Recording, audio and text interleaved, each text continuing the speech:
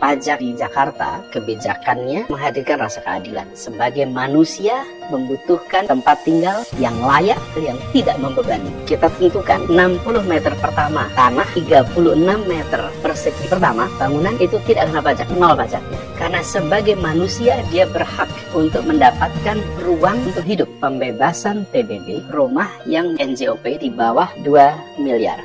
Pembebasan PBB orang-orang yang berjasa untuk Republik ini. Banyak keluarga pejuang tidak mampu lagi membayar PBB, lalu mereka terusir. Ironis sekali, ini adalah rumah warisan orang tuanya. Pada waktu mereka membeli itu tempat yang sepi, rawa-rawa. Tetapi karena kawasan itu menjadi kawasan yang NJOP-nya makin hari makin tinggi, satu-satu rumahnya dijual. Jangan mereka dihukum dengan pajak tinggi hanya karena kawasannya berubah menjadi kawasan yang mahal. Dibebaskan pajak sampai dengan 3 generasi. Pajak juga dipakai sebagai instrumen pembangunan kota yang sustainable, yang berorientasi ramah lingkungan, layak untuk ditinggali.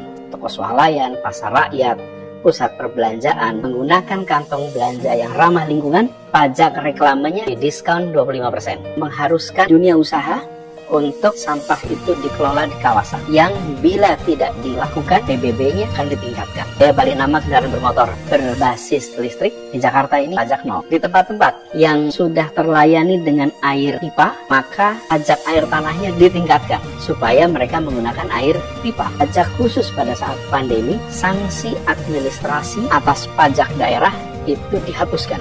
Pokok pajaknya itu diberikan keringanan.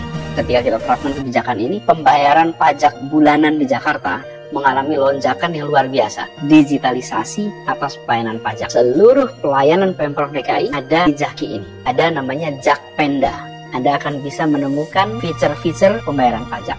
Bisa dilakukan pembayaran 6 kali. Tidak harus dilakukan pembayaran langsung sekaligus 1 kali. Uang pajak ini untuk melakukan kegiatan-kegiatan yang menumbuhkan rasa keadilan, rasa pemerataan. Inilah reformasi perpajakan yang kita lakukan. Diberikan kemudahan-kemudahan sehingga perekonomian kita bisa bangkit lebih cepat lagi.